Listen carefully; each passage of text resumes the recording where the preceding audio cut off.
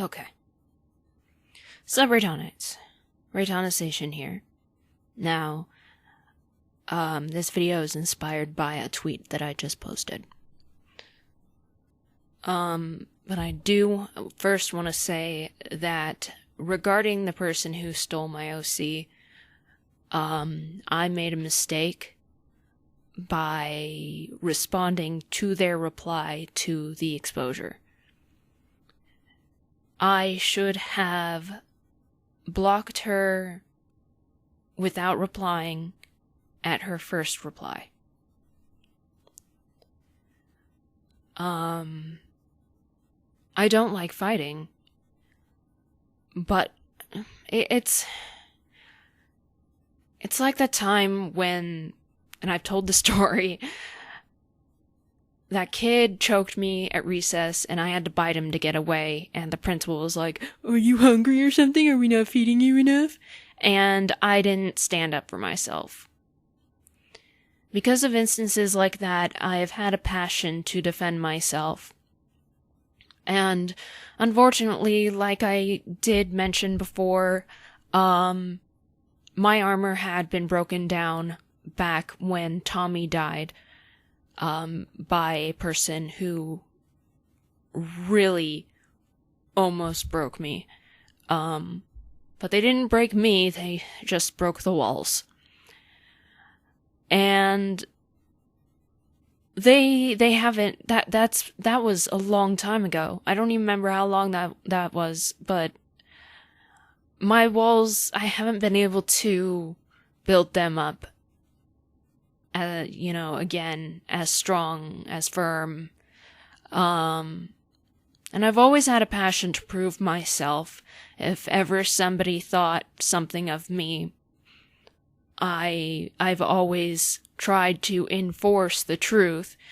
And I don't know why I haven't learned from my mistakes that some people are just gonna believe the lies no matter what. Case in point, Trump and his supporters. And I wish it wasn't like this. I wish, because not believing, it's weird. I can't trust anybody. I try to trust people. Usually I can tell when they're lying, but on the internet, it's nearly impossible. I try to distance myself from trusting people as much as possible. And, one of my main rules is, DTA. Don't trust anybody.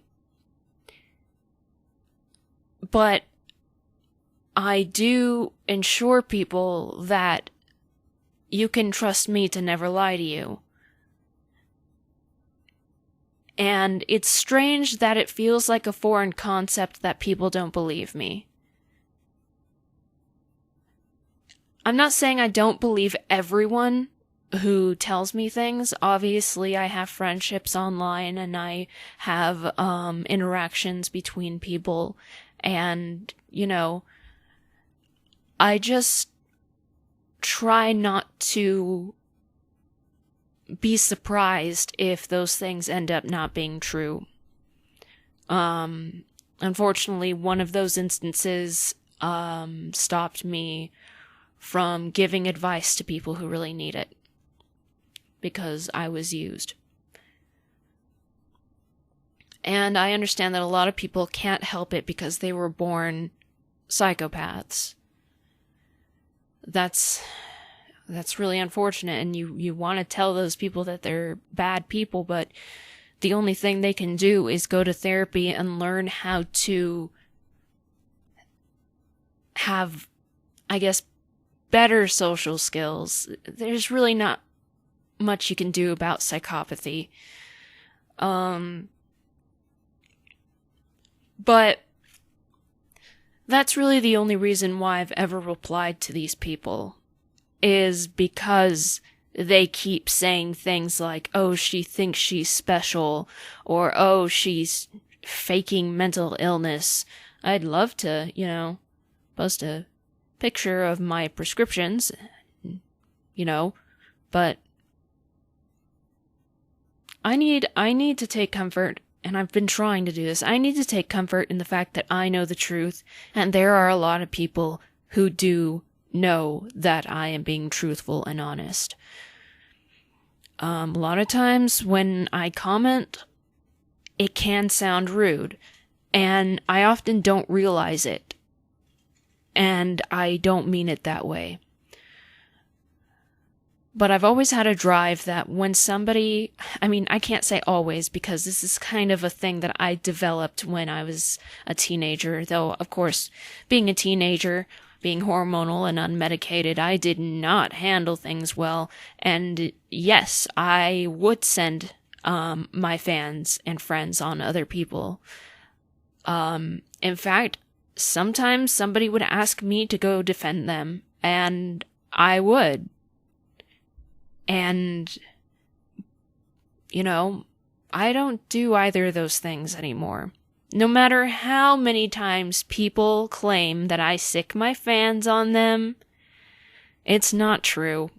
Because you guys have heard me say, ignore them and don't go after them. Even if some part of me feels satisfied to see people sticking up for me, because it makes it feel like I'm truly cared about. It doesn't change the fact that bad people will always be bad people.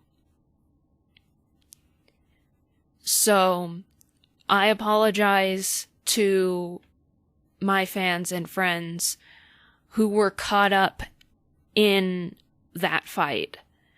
And if you don't know what I'm talking about, don't worry about it. If you know what I'm talking about, you were most likely there. And when I mentioned somebody by screen name and said they did something, never have I said, hey guys, go after them, go get them, go get them like the little dogs you are. I wouldn't say that, So, I do appreciate people sticking up for me. Unfortunately, it does make things worse, and it makes them think that I can't fight my own battles, and that you're fighting my battles for me, and most of all, that I regularly send my fans on them, which is not true. Never has been. Never will be. They call you my white knights. It paints me in a worse light. And I hate that double-edged sword, where it's like, we have good intentions, we want to support somebody who, is being wronged, and we want to stick up for them. But then there's the end result, with some people just being monsters. So, I am sorry for those actions of mine to have not ignored her and not blocked her right away.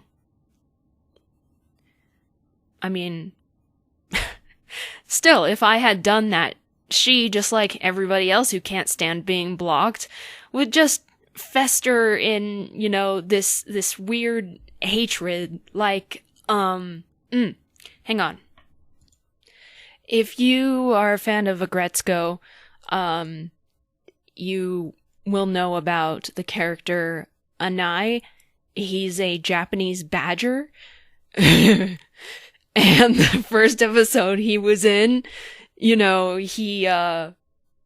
took things very poorly and just had this crazy, scary face that we now see when it's a comedic part of a joke. But, it's funny because I imagine, I actually kind of forgot what I was gonna say, the point I was making, so I need to listen to that part back again. Hang on. Got it.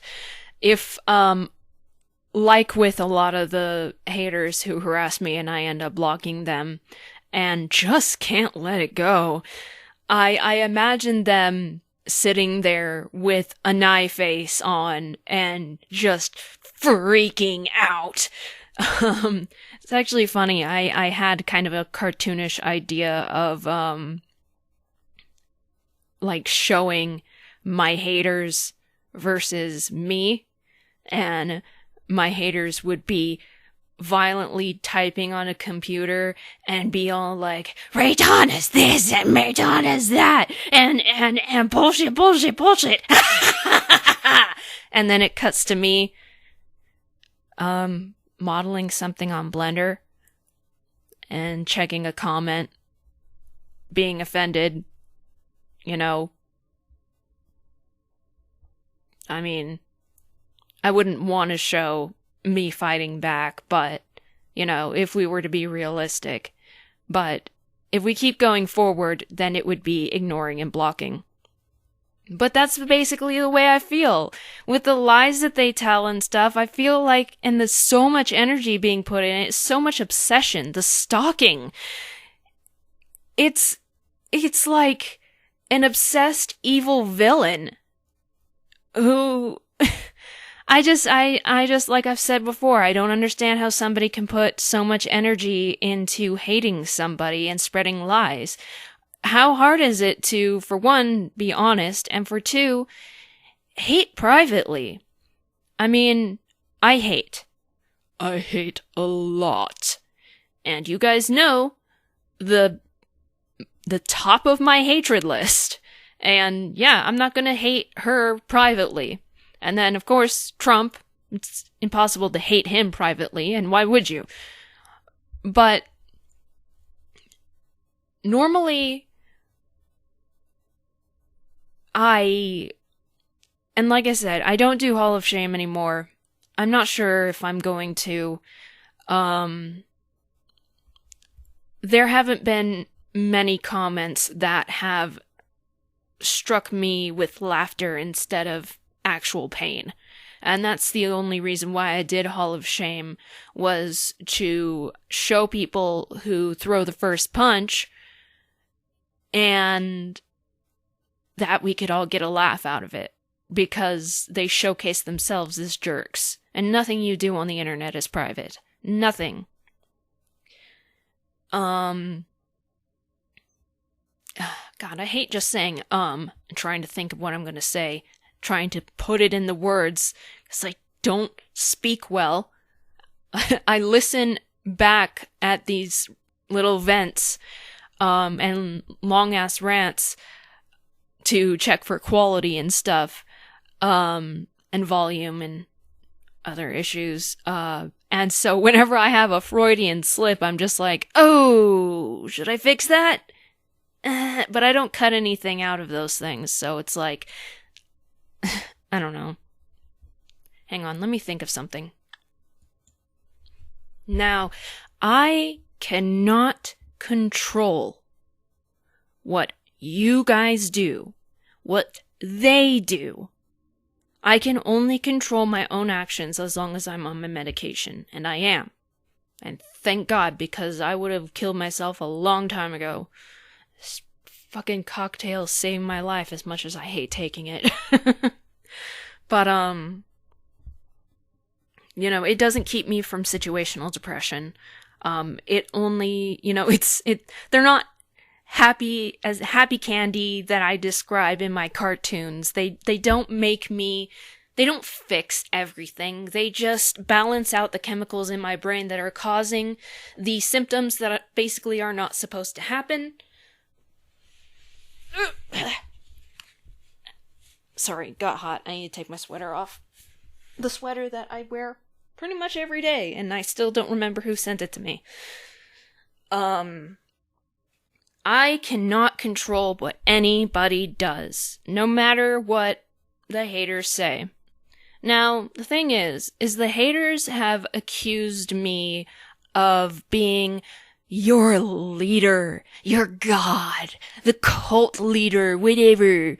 So, let's pretend and this is what I said in my tweet, let's pretend that I am your almighty leader, my Reitannites, and you will don your pink armor, because nay, you are not white knights, you are pink knights, and you wear the color proud. Doesn't matter if you're a straight man, go against the stereotypes, go against the stigma. Anyway, my dear Reitannites, I hereby declare that from this day forth, it will be forbidden for citizens, you, Reitannites, to respond to, oh no, I woke up my cat. Oh, she's gonna whine. Oh my god. She had been put down to sleep and everything. She's like a toddler. Okay. I henceforth declare that from now on, all Reitannites are required to follow the Ignore and Block Act, which means that if you receive a comment or a message online that you can tell already is going to be negative, try not to read it all. If you do, try your best not to let it hurt you. It does. It hurts. It hurts so bad. I actually put a post-it note on my computer. It says, don't forget, ignore and block, no matter how much it hurts. Because I had made a promise in my LAR to myself to not respond and just block. I also told you guys to do the same thing, which is so hilarious that the haters choose to ignore, you know, those specific details. But, I forgot that I had made that promise to myself, which is why I responded to, I'm gonna call her Thieving Karen, because she is totally a Karen. So I remembered that promise, and I was like, oh, shit. So, I'm remembering it now. I have a sticky note.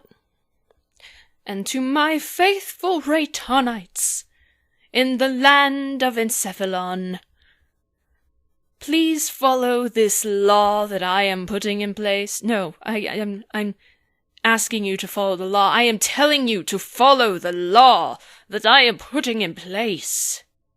Whenever a negative comment is received, whether it is about me, you, or somebody else, if you are offended by such comment, if you do not need this comment, do not reply. Ignore and block. If you prefer it, delete the comment. I mean, let's face it, we don't want to see that shit. But, with some things I often save, make sure that I do not leave the comments because it can be used as evidence to, in my favor. And plus, I'm sure that if I deleted the comments, the haters would be all like, oh, she doesn't want people to, you know, see that she did something wrong or whatever. You know what I'm trying to say. So, we're going to practice this together. And we're going to be strong. And we're going to ignore and block. And I hope you guys are listening to this, even though this is going 20 minutes, and I know that's a long time for some people, for some reason. Ignore and block. The haters hate it when they're ignored, that's the thing. They love it when they're given attention, and I really just need to stop giving them attention. And I've said this before, but I need to be absolutely serious about this, and I need you guys to try it along with me as best you can, because if you want to stand up for me, really the best thing to do is just give me your emotional support. And I don't know, if you want to donate $1 to my Patreon or something, you know, go do it. Woohoo! But, you know, I understand not having money. I might in the future sort of revamp my Patreon so that I can actually give you something in exchange for your donations. Right now, you know, I mean, I used to offer buttons and stuff, but, you know, for a long time now, there's just been a lot of emotional issues with that. That's why I don't sell on Etsy anymore either. Though I do want to get to that at some point. I don't know how I'm going to revamp my Patreon. Hell, it might have to do with Sims content, but I assure you that you are not required to donate to download my Sims content. Because people who do that and don't release their Sims content for free after a maximum of 2 weeks are violating the law. And I do not violate the law. So, there was something else important that I wanted to say. What was it? Crap. It might also be better if I don't do this. I don't go watch their videos or go to their Discord. It would probably be beneficial if you stopped watching the videos and stopped going to the Discord. Now, if you're looking out for me and you can watch the videos and go to Discord without getting angry and responding, I can't stop you from doing that, and it might be beneficial. You know, like you're my caca. I guess no, because hawks wouldn't be like watchdogs. But even that makes it sound like I'm ordering you around. It just, the things they say bring on negative feelings, and I know whenever you see something, because this happens to me, whenever you see something that you know is a bold-faced lie, or something that is just plain wrong, it enrages you, and it upsets you, and you want to do something about it, but you can't. But, so, we gotta try and distance ourselves from these things, even if human nature makes us want to retaliate. And I hate that I've never been able to shove things off like a lot of people. Like Michael. Oh god, he's so good at shoving it off. Like something bad has to really happen to him for him to get fucking pissed off. So, you know, he's a calm guy, mentally sound. He's just the best. He's the best thing that's ever happened to me. There's a lawnmower outside. I love it. It's totally not annoying at all. I just kind of want to tell you guys to go listen to Tool. If you don't really like hard stuff, I recommend the most recent album, Fear Inoculum, because it is a calmer sound, and, oh my god. There is some harder stuff, but it's not nearly as hard as their previous albums. I'm pretty sure Tempest is about Trump. I am almost positive Tempest is about Trump. And the last track, Mocking Beat, is just instrumental, and I personally find it annoying. But the songs I would recommend are the first song, Fear Inoculum, Numa, I'm pretty sure Warrior, is that what it's called? Hang on. And Tool has long songs, which is good because then you get to enjoy even more. So Fear Inoculum, Numa, Invincible is what it's called. Descending and Calling Voices, if I remember correctly, are a bit softer. And holy crap, it'll be a dark day when MJK dies, because his voice is, oh my god, I can't even describe it. That's why I hate referring to Tool as a band, because they're not just a band. They are an experience.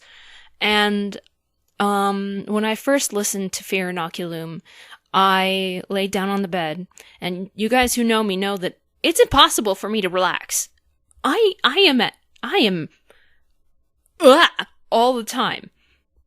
And so I put them on headphones, put Tool on headphones, and I closed my eyes, and I tried to keep my mind blank, which is so difficult for me.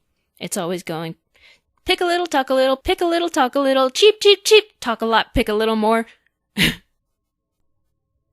Anyway.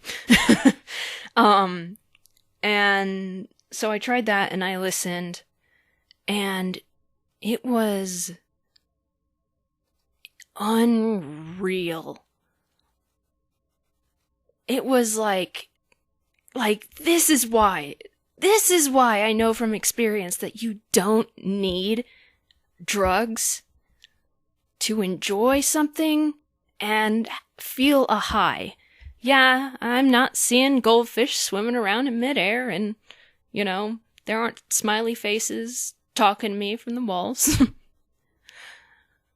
But when I listened to the music, images would play in my head that respond to the sound of the music.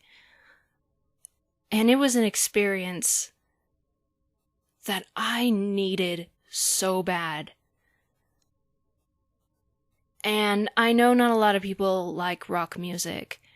If I were to tell you which song to listen to first, it would probably have to be Descending. So, but Numa is my favorite song. Oh my god. It's fucking, I love it. God, I love Tool! But I know I'm getting off topic and shit. I just, you know, and if Tool doesn't relax you like it does to me, then listen to something that does relax you. Do something that relaxes you. Think about this. Every time we don't do to them what they do to you or me, we are spending that energy doing something beneficial to us. Whereas some people decide to obsessively make videos about me and, you know, talk shit about me and spread lies about me and hate. They're putting this energy into something that they could put into something valuable, like me, you know, still continuing to get better and better at 3D modeling in Blender. And I'm getting pretty damn good at it. I am nowhere near expert. There's a lot of tools that I still don't know how to use. But it's about how you take that energy and how you spend it. What would you rather do? Spend it thinking about, you know, and reacting to horrible things? Or would you just like to benefit yourself and grow yourself in some way?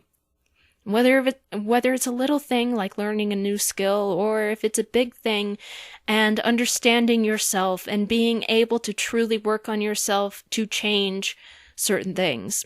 Like, I learned a long time ago that apparently I acted very entitled.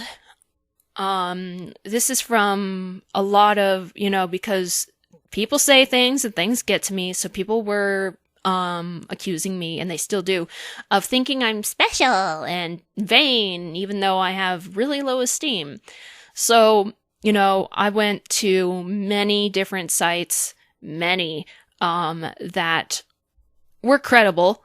Of course, you're not going to get a diagnostic from websites, but I figured if I went on many credible websites, I could put together a medium of the scale of the situation. And I took narcissist tests.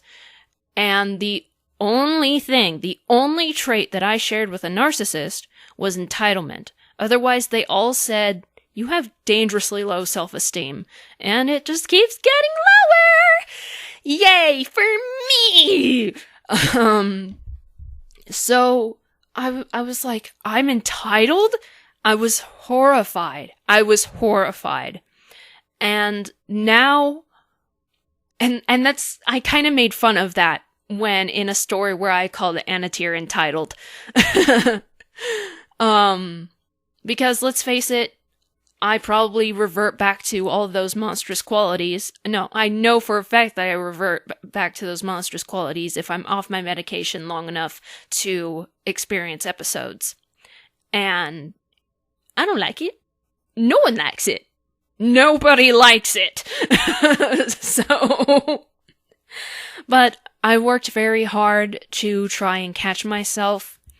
I still kind of go over the top in trying to make sure to people that I am not expecting them to do things for me because I deserve it. There are a lot of things that I do deserve. And most of it has to deal with, just civility? Reitanna doesn't know words. It has to do with, words. Come on. Reitanna can English. It has to do with I'm doing something I would like the same courtesy. Like me ignoring you and blocking you and moving along with my merry way and my, stupid brain literally wiping you from existence. I deserve that same courtesy. I do completely deserve everything from Erin. I deserve every single penny she has ever spent, ever made. I deserve all of my child support back, wherever that went. To drugs, probably. I am entitled to that retribution. But whenever I ask somebody for something, I make sure to tell them that I am so appreciative of what they're doing. Like when I had somebody helping me with my models for my containment breach mod, which I have not been able to work on because this person, indeed, like they warned me, had a life. And, they told me a long time ago that they're gonna have to kind of stop because life is catching up. And, I know how that feels. And who am I to say, no, I'm more important? When, I'm not even paying them. They chose to do this. Same with my editor, who chose to do this for free. I make sure, and it might be annoying to them, that I appreciate what they're doing and, make sure that they know that this is, their choice to do and they're not obligated if life catches up to them. It's fine. Everything's fine. And I, also make sure to Michael that he can say no to me at any time. If I'm at my computer and I ask him, can you give me a glass of water? He can say no and I can get it myself. I'm completely able to do that. But, he doesn't say no. Sometimes he doesn't say no in situations where he might need to say no. We kind of had this discussion last night where I was like, when I ask you for a stuffed animal, you don't have to buy it for me. And he starts counting my stuffed animals. Then he points to Scabbers and says, that's the only one you asked me for. The rest he got of his own volition. And I love that man! So, I'm sorry, for past Reitanna showing entitlement. It was not something I was aware of. It was not something I could control at the time because I wasn't aware of it. it has a lot to do with the fact that I had nothing as a kid. And so I felt because I had nothing, now that I've worked hard to be better than my parents, and even if I'm nowhere near what I want to be, I do deserve to have a better life than I did. But it's become obvious that that's not how life works. That you're born into tragedy, and that no matter what, if life starts out a horror movie, it's gonna continue to be a horror movie. Okay, that's a little bit of an exaggeration because, you know, nothing. I haven't been like physically attacked yet. That's why if I ever do mail time again, I'm getting a P.O. box and not putting my address out there, because I just imagine knock, knock, knock. Well, actually, I look through the peephole first.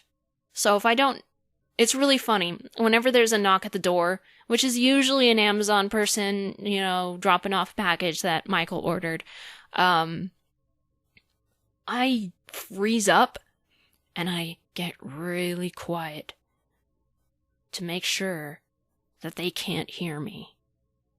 If they knock again, I creep to the front door and I look through the peephole. Is it anybody I know? No? Okay. And then I just wait. They put down the package, and then they leave. And once I'm sure they're gone, I open the door, I snatch the package, and I bring it back in. We're on the 3rd floor. We don't have problems with porch pirates, but still, it's the premise of the thing. It's, you know, just because it hasn't happened yet doesn't mean it won't happen. So, because, you know, I don't know if I open the door and somebody points a gun to my head. I don't like guns. So, you know, I mean, I don't deserve that.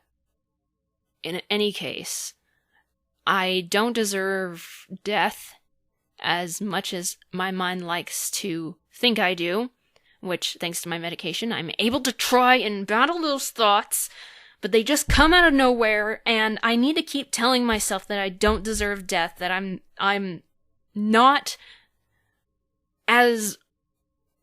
It's hard for me to say that I'm not as shitty as I think I am, because my self-esteem is so low, and this is the part where I wanted to build my self-esteem back up this year. And it's just hard because I feel guilty for saying that I'm not as worthless as I feel that I am, because of the fact that people, whenever I show self-esteem, people call me vain. Even though I know, the logical part of me knows that I am not deserving of the level of hatred that I get from people. And I know that I'm not deserving of death. It's really difficult for me to say that. And I know that I'm going to contradict it at some point, because my mind is going to get the best of me, whether it's before I take my medication or if it's late at night, or, you know, situations, situational depression hits, and I feel worthless and piece of shit because of the fact that I was a mistake, and because, well, if mom didn't love you, then who can love you, you know? But I have people that do love me and who I love, and it's just a matter of really, really trying to tell yourself things that your mind wants you to not believe, and you know, it's like a back and forth thing. My mind will come up with things without me even thinking about it. Like, like, let's say I ask Michael to get me a glass of water, and he has no problem with it. He's like, okay, going into the kitchen anyway, whatever. Immediately, my mind responds, get it yourself, you fat bitch. And that happens all the time. If I say, and especially during an episode, oh my god, I'm not really gonna get into it. I don't need to think about that. And this is another video that has gone so long.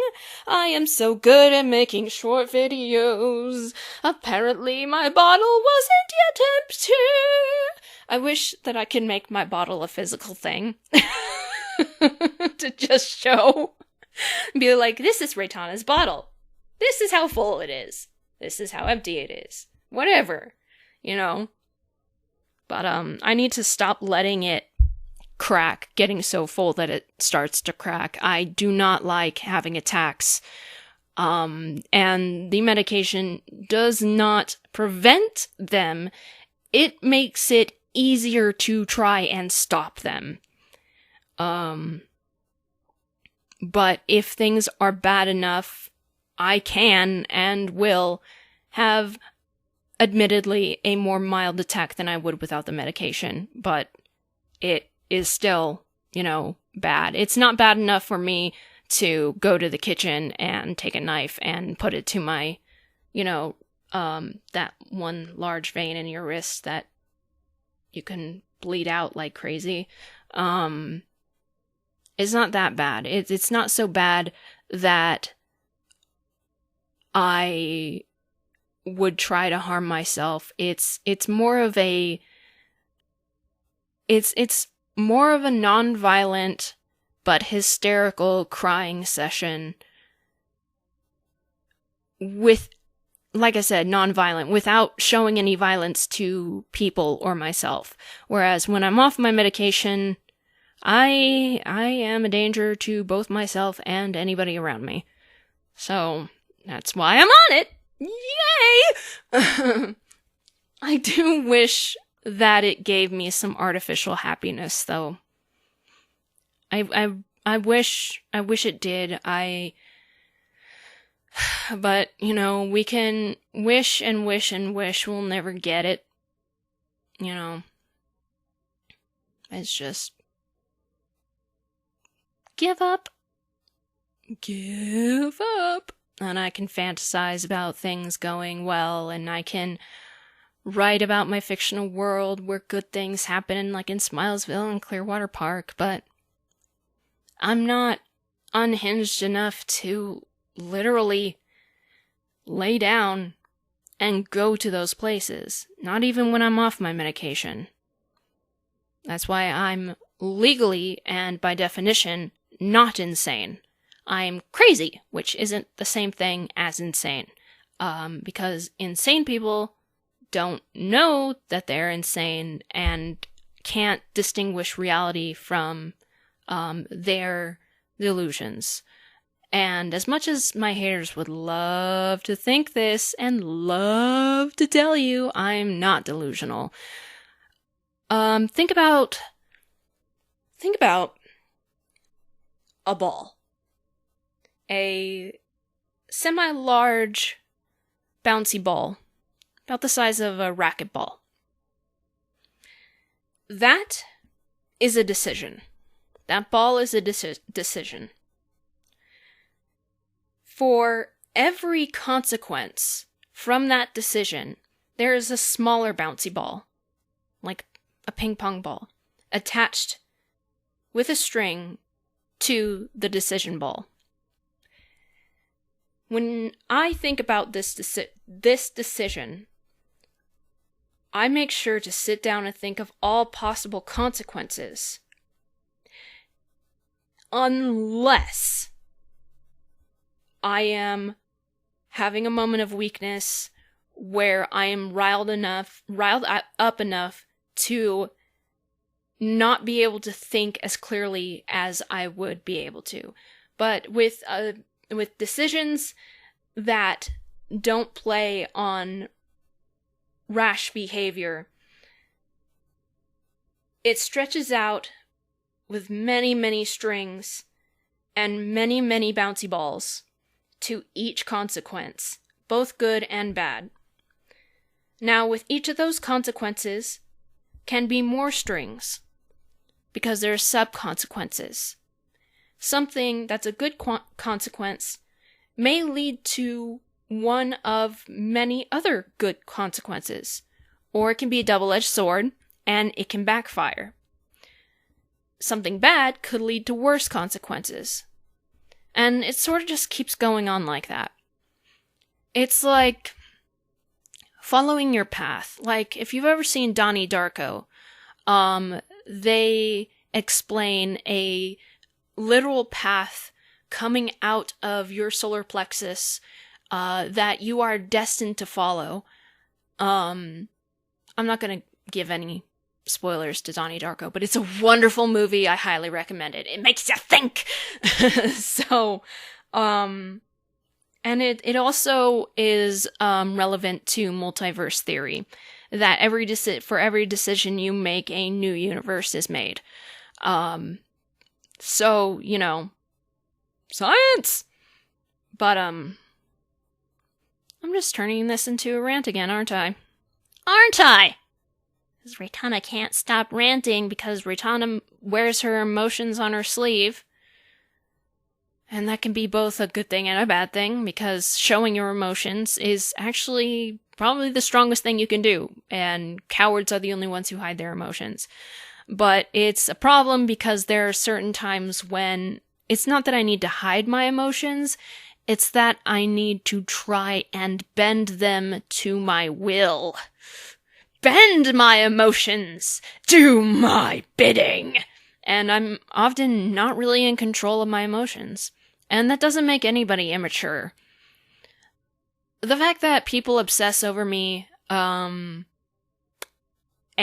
stalk me, and make videos about me, and make discords, and just utter obsession. It's really funny, learning that some of these people are adults.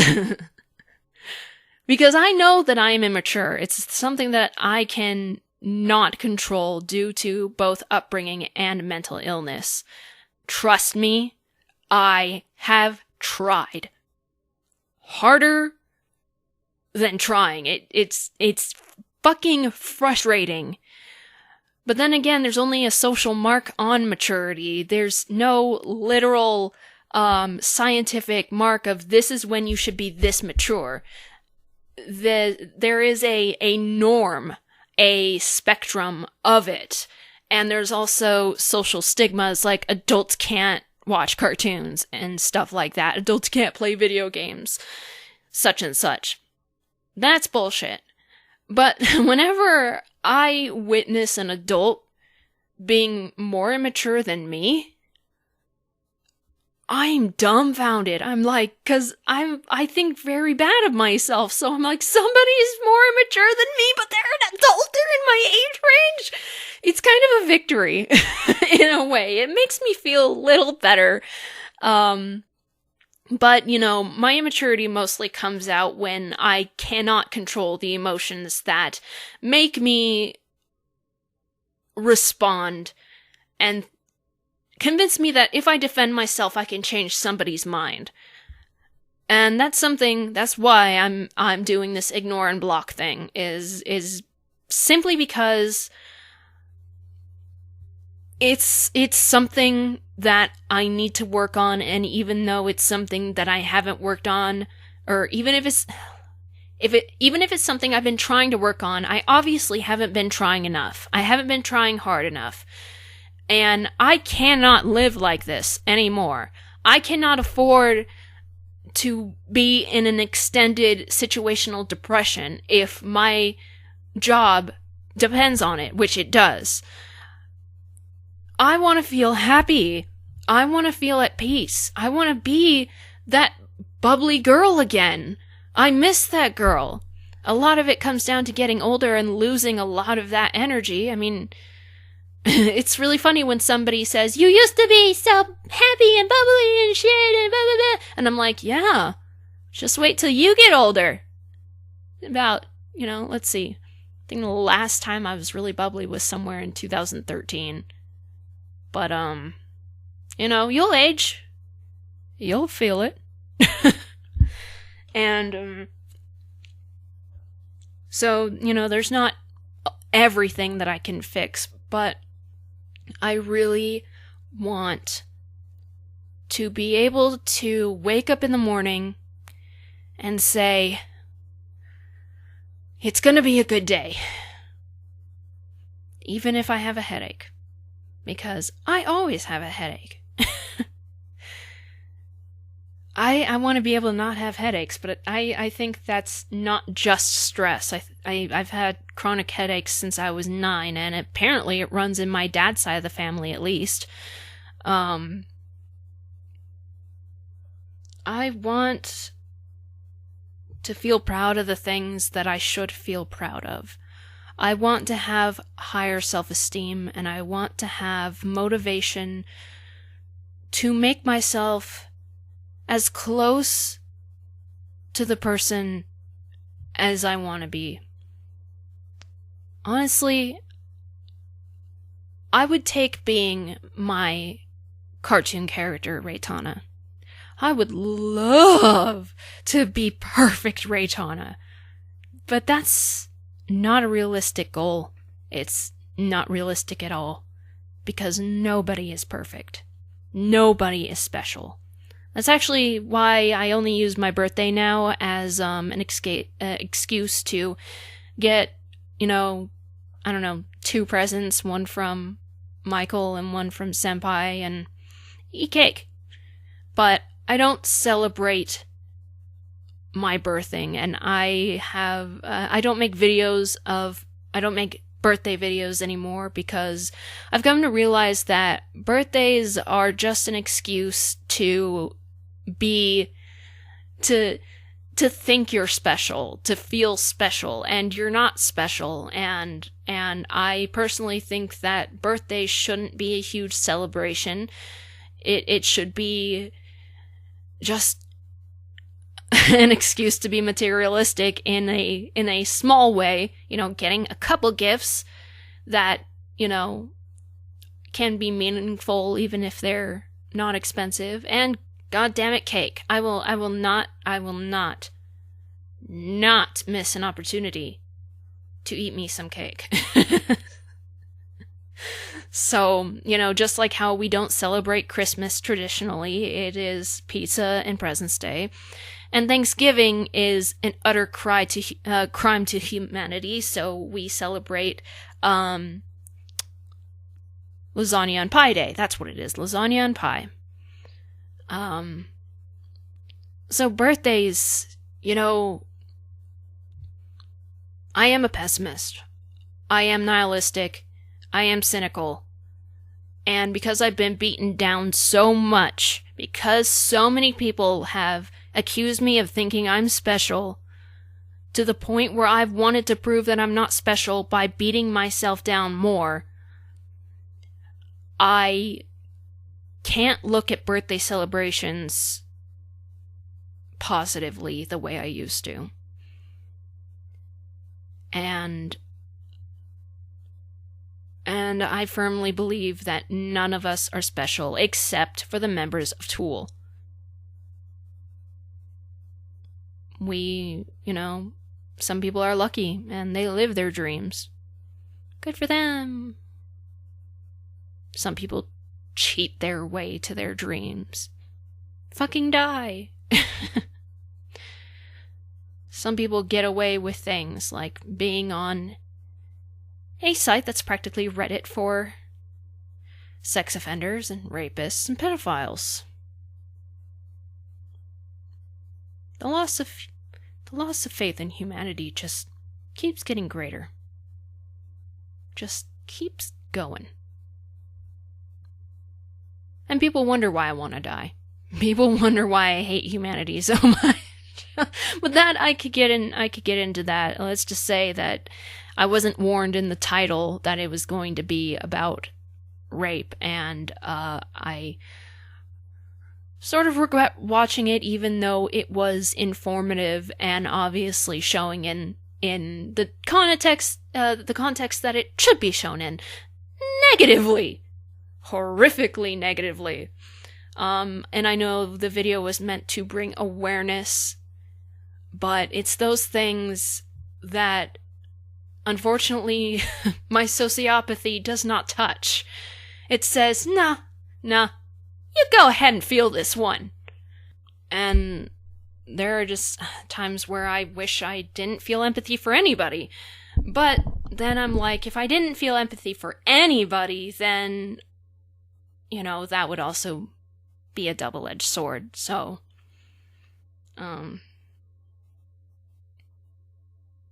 So that's just a roundabout way of saying I hate sauerkraut. Make sure to ignore and block. Chant it to yourself. Ignore and block. Ignore and block. Let's do this together. Let's try to have some self-esteem, and let's try to be confident that we can do this. And let's try to goddamn just cleanse ourselves of the toxicity injected into us by toxic people who absolutely refuse to just let it go. And please don't start singing Let It Go from Frozen. Please don't. But, I'm not sure if there's anything else I'm going to say. I feel like there was something. Oh, I thought about this last night. So there was a novel that I was writing called Three of a Kind.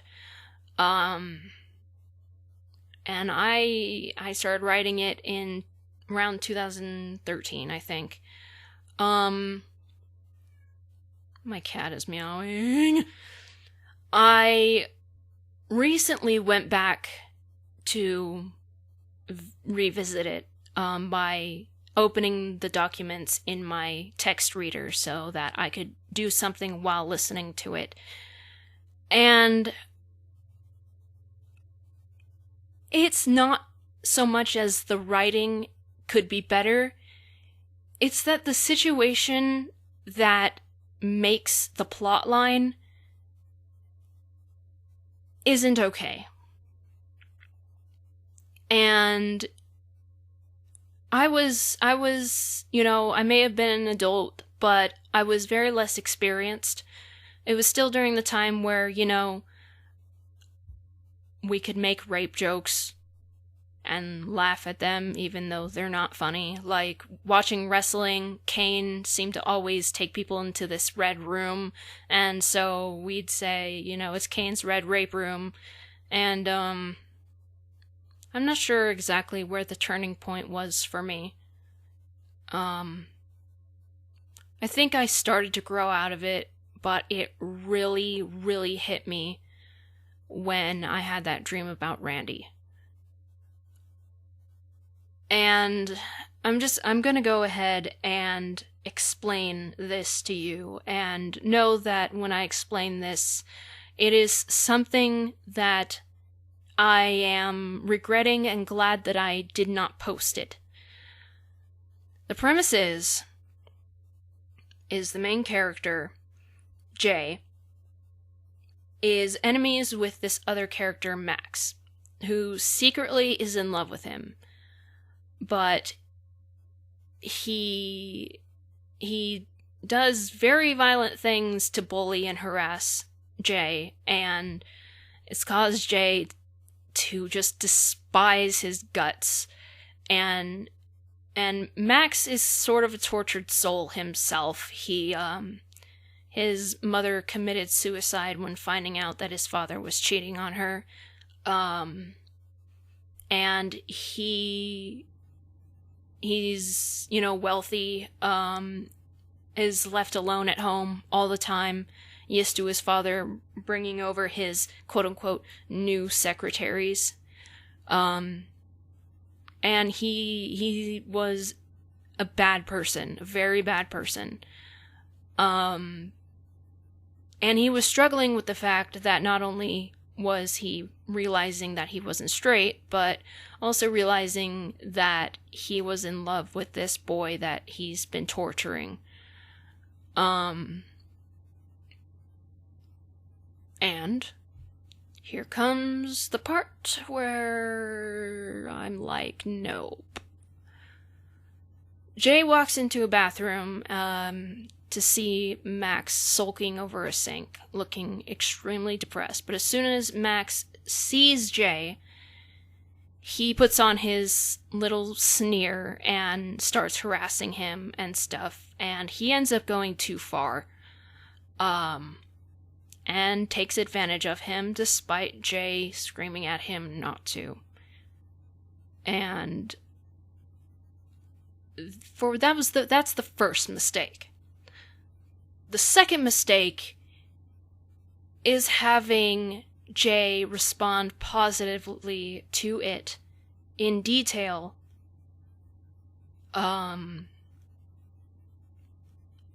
Like basically liking it and feeling for a moment that connection toward Max. And it turns Max to be less violent and starts loving his body instead of taking it.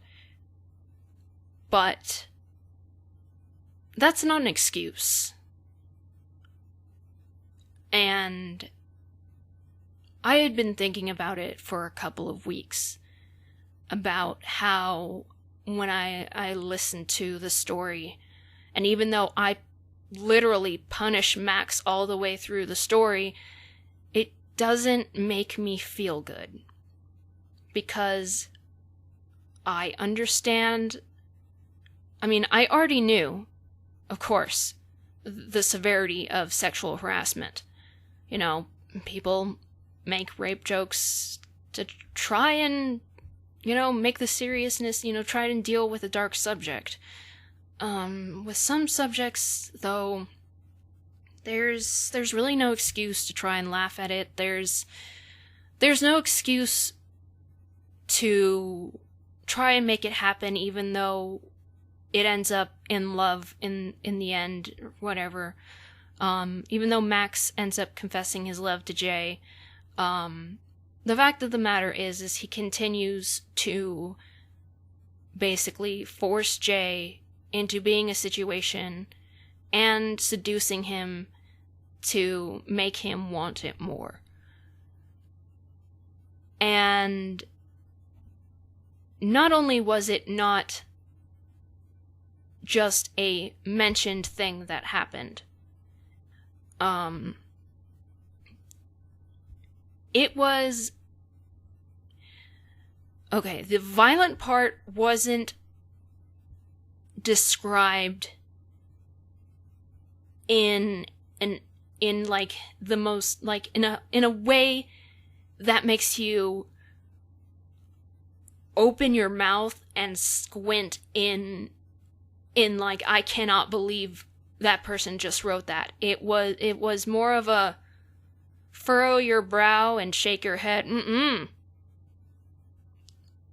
Regardless, when Jay started liking it, then it was about love and passion. But it wasn't Jay being okay with it afterward either. He was kind of blank after it happened and Max left. And then he broke down, started crying, and felt sick. Went home early the next day from school, tried to get advice online from a, suicide help forum. But I hadn't touched this story for many years because of writer's block. And I am ashamed of that being the plot. It eventually turns into I'm gonna say polygamy. It turns into polygamy between Jay and Max, and Jay and another boy named Kit, who does not, he takes no for an answer. He does not force himself. But, and Kit hates Max, and he always brings up the fact that Max took advantage of Jay without consent, and makes sure he feels it. And Max is constantly saying, don't say that word, and tries to convince himself that that's not what it was, that he was claiming Jay. And that's not what it was.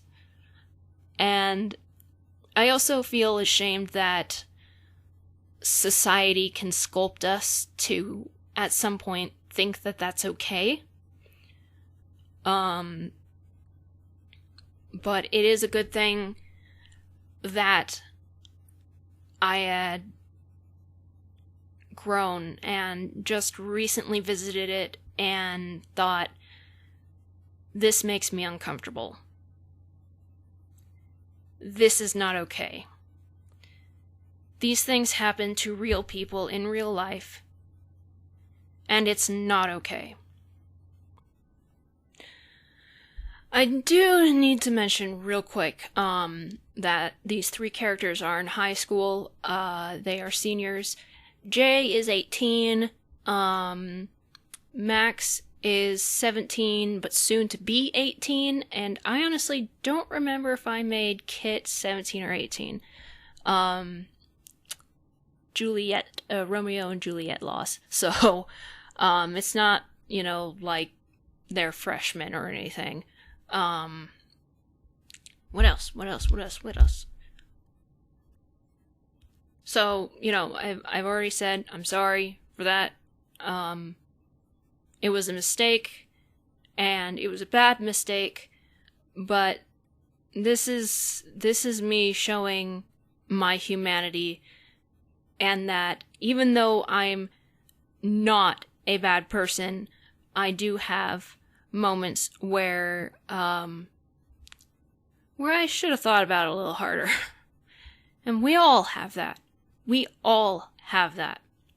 We've all done something. But you know what it's not? Wearing blackface at a Halloween party 10 years ago.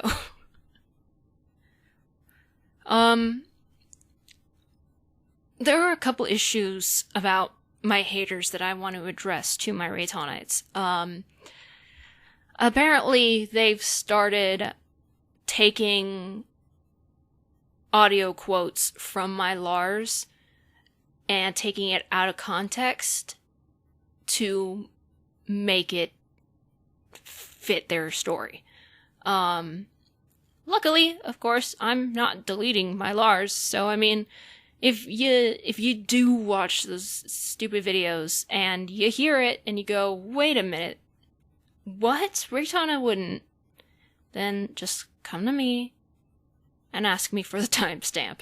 And I will show you the actual quote, because it's just so convenient what Thieving Karen did to one of my LARs. There's also an issue with people accusing me of quote-unquote fetishizing gay men, which does not make sense. And I'm going to read to you something that I wrote to another person to explain, because they civilly questioned me about these accusations. So, civilly. And obviously, you can ask me, just be civil. And I was happy to describe stuff. So, instead of trying to put it into words, I'm going to go ahead and read what I wrote, because I'm a much better writer than I am a speaker. So, this is an accusation that would make most people laugh and assume that the person making the accusation is trolling. And it does not make sense. And it feels like something a Karen would say. So, keep in mind, I'm being accused of fetishizing gay men. Okay. This is the most confusing accusation. What does she mean, fetishizing gay men? I can't even say that. It sounds to me that she thinks gay men aren't allowed to have sex. Might as well go to every porn site known to man and demand they take down all of their videos containing two males having sex. I ship gay women, too.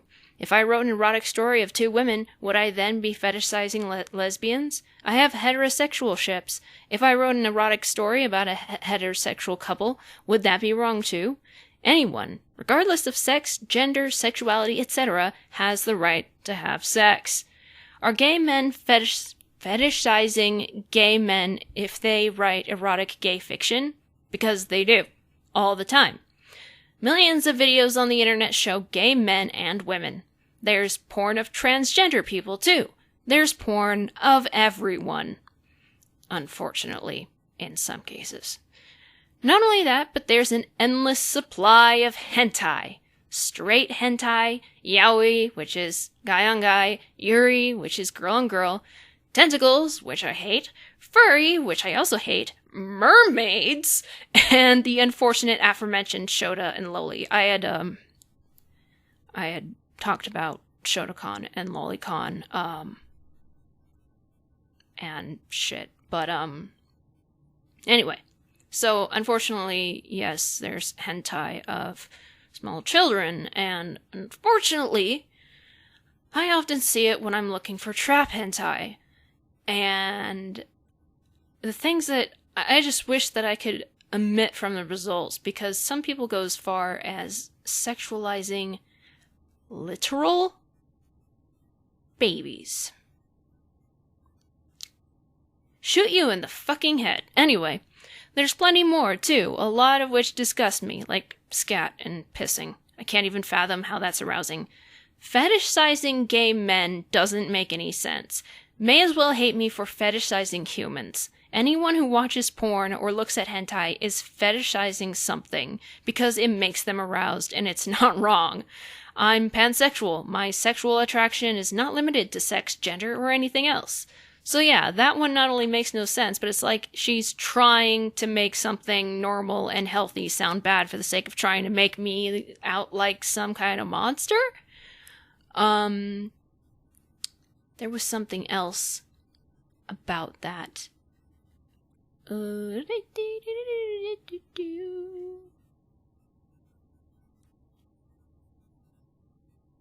really should pause this while I'm looking, huh? Oh, of course, it's the last sentence. So, I seriously think if you went to Pornhub and tried saying, "Stop fetishizing gay men," you'd be called a troll and be laughed at. That's the kind of thing a Karen might say. So, yeah, that's one of the really far-fetched accusations. I guess not like far-fetched. It's one that just doesn't make sense. Because, let's face it, I'm not going to say everybody watches porn, because that's not true. But most people watch porn. And, you know, I had a gay friend, a male gay friend, who admitted that they preferred straight porn over gay porn. And so, does that mean he's fetishizing straight couples? Straight people? And there are a lot of men who like to watch lesbian porn. And there are lesbians who like gay men porn. There's all sorts of people. See, I just don't understand what?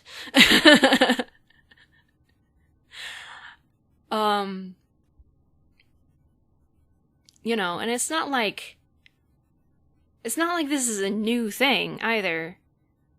This is like, you know, This gay porn has existed before I was born, so... Yeah, no. Gay sex has existed before most of us were born. Yeah, no. It's almost like a homophobic remark.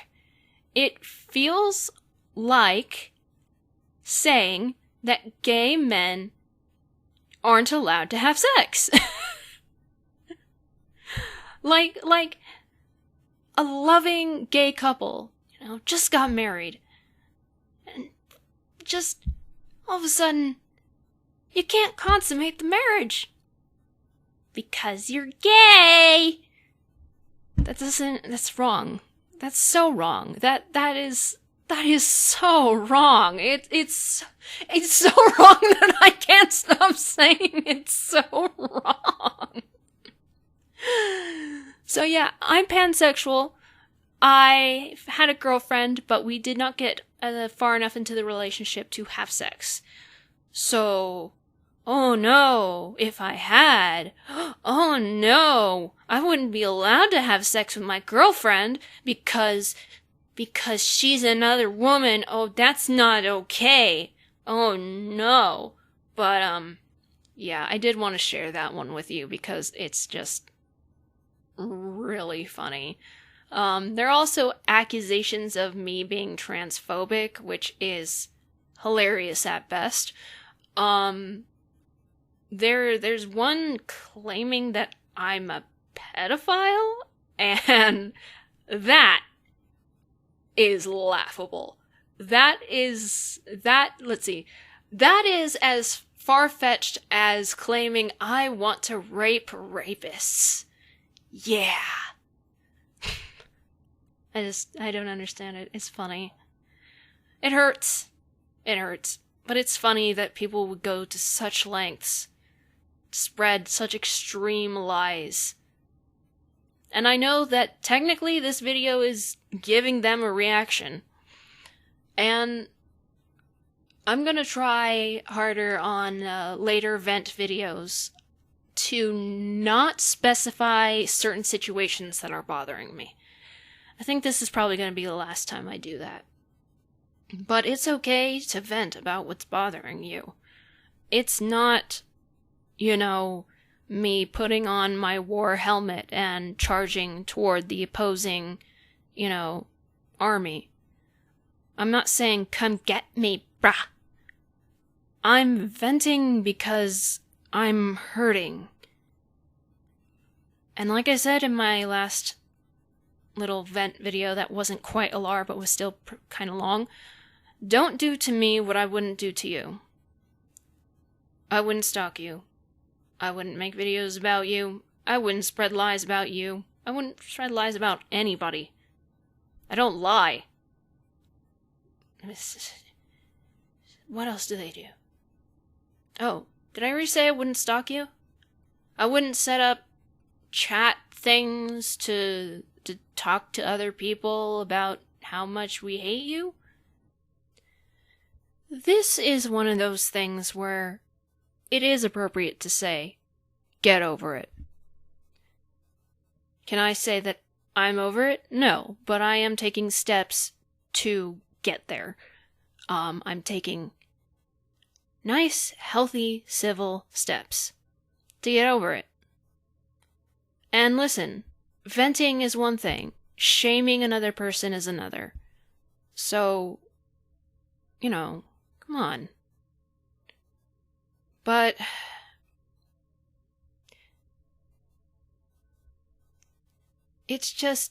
I don't understand how people can get so riled up from being blocked. It's just like, okay, alright, they blocked me. Fine. You gotta be that way, then be that way. Move on with your life. But no, it's, she fucking blocked me!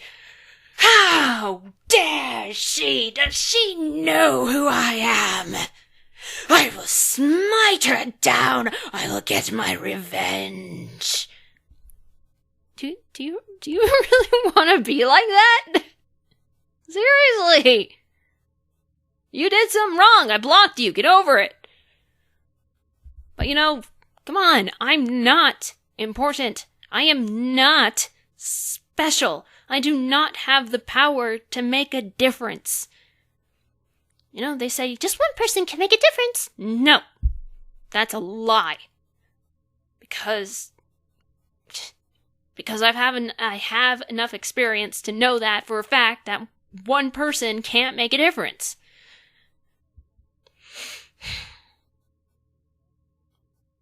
It's just like I'm not worth it. Like, these are the kind of things that stalkers who are creepily in love with you do. I half expect a video like that one, by that one bald guy, where somebody's talking about me and then puts a gun in their mouth and shoots them. You guys are creepy.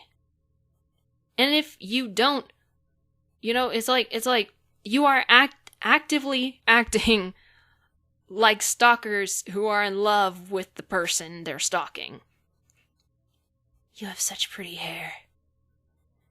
It would look great on my wall. And, it's the kind of thing that people do when they just love you. And they just obsess over you. And I am not big enough.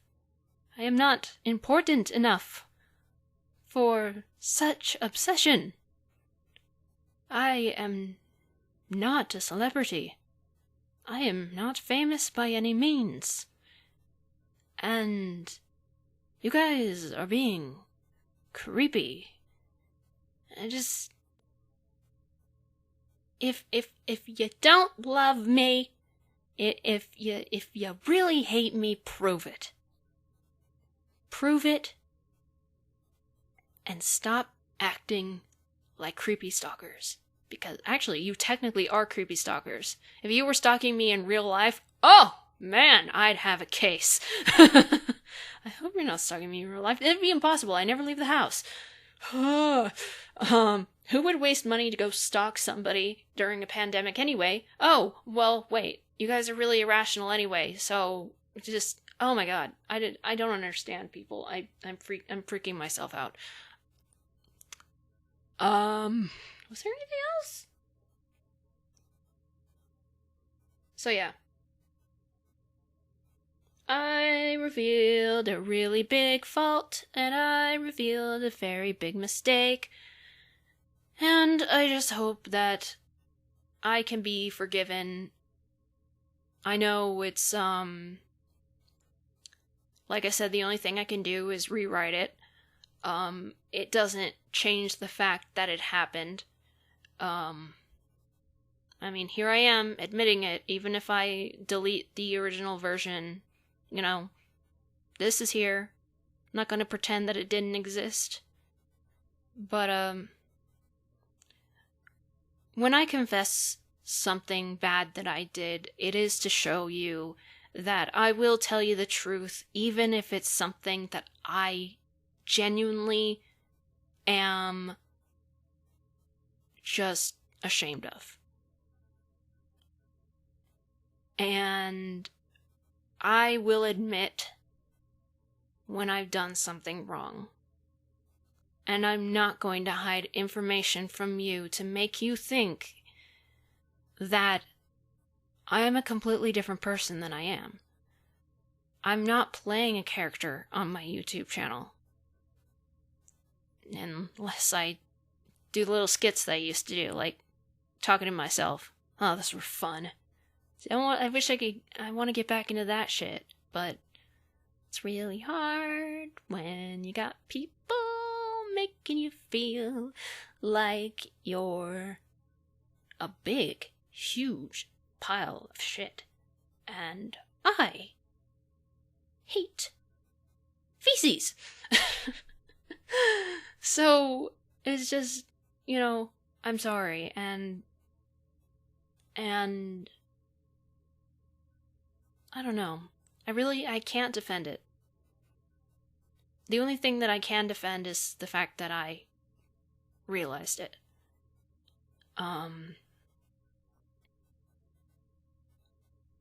So, I mean, if it changes anybody's opinion of me negatively, I understand. But it's definitely something that present me and future me would not do. And sometimes it just takes a little growing. You know, I used to think that threatening to kill people was okay. I didn't think it was illegal. I learned it the hard way. Thanks to my upbringing, I didn't learn certain things at certain ages. So, you know, when I'm in middle school, I threaten to kill someone and get in trouble for it, and they act like I should have known that it was bad. But I didn't. And that's what it takes, is either someone teaches you or you learn it yourself. Like I said in my last video, when I was a young teenager and I said something disgusting about, you know, a gay couple in the newspaper or something, I'm pretty sure I said, ew, they should die, or something like that. And my grandmother, you know, jumped on that right away. And, you know, she didn't, you know, she never hit me. She was hard to live with, but that regardless, she made sure to put into my head the correction that, you know, homophobia isn't okay. But like I also said in that video, I was struggling with coming out of the closet myself. So, I mean, that's not an excuse. I'm not saying, so that's an excuse. No, it's just an explanation of a lot of fear, and that I was raised that way. I was raised Christian. Oh yeah. Yep. Love and peace, huh? Love and peace? Well, gay people like love and peace too. And they really need it. Everybody really needs it, except for the monsters. Monsters are not humans. They do not deserve any human rights or rights at all.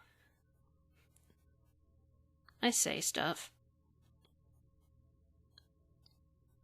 But you know, like I said, I've done things that I would never forgive my past self for.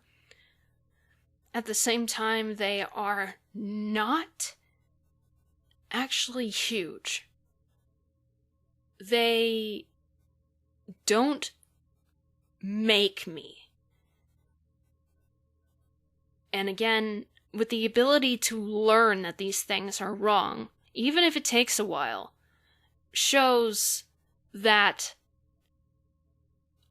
I care about those mistakes. I care that I did that, and I would stop myself if I could go back in time. If I didn't care, I'd still do those things. If I was bad, if I was disgusting and vile, if I was a bad person, I'd do those things all the time. All the time. But I don't. Just because somebody makes bad mistakes does not mean that they are a bad person. Depending on the severity of the mistake. I mean, you know, if you rape somebody, and I'm not gonna call you a good person. So, but again, like I said, I revealed that to show transparency. And to show, again, my humanity. To show that I'm honest. And to show that I know when a mistake needs to be acknowledged and rectified if possible. And earlier I had said my mistake was also replying to Thieving Karen. And I've admitted that it was not a mistake to call her out. She stole something from me. So I fully believe that I needed to make people aware.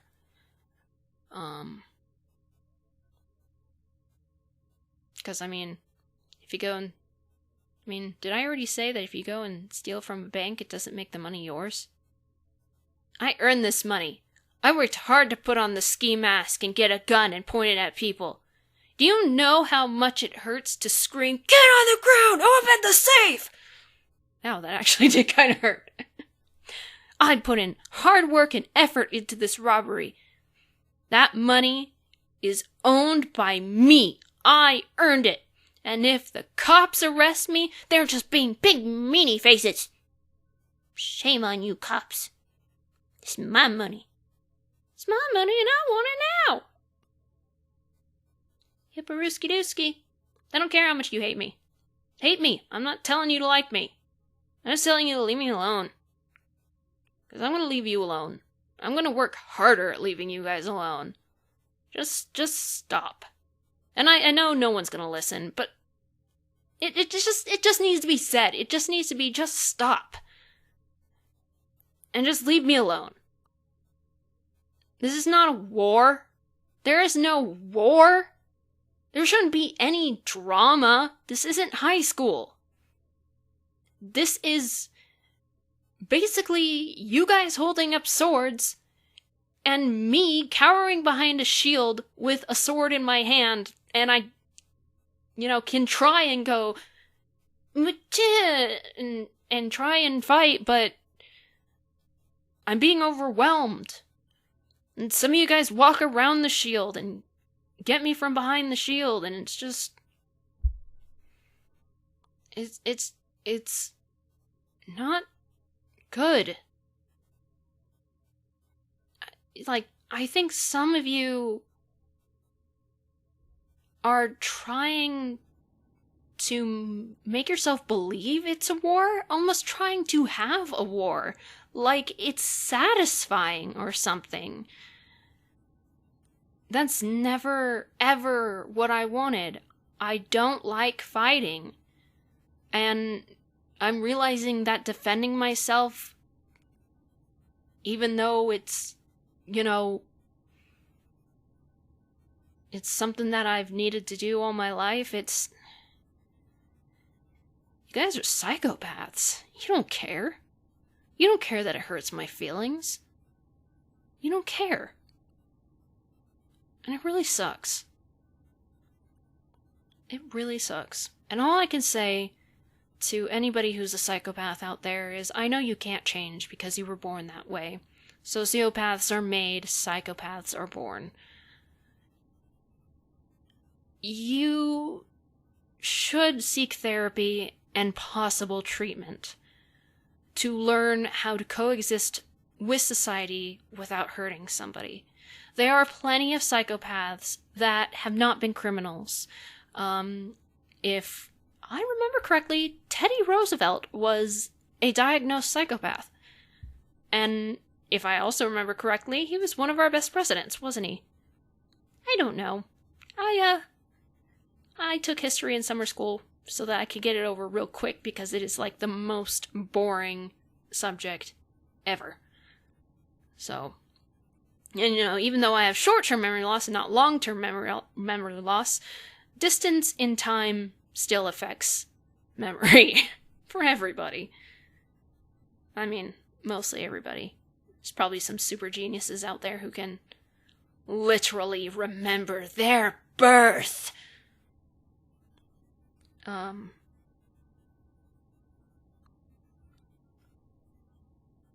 Yeah.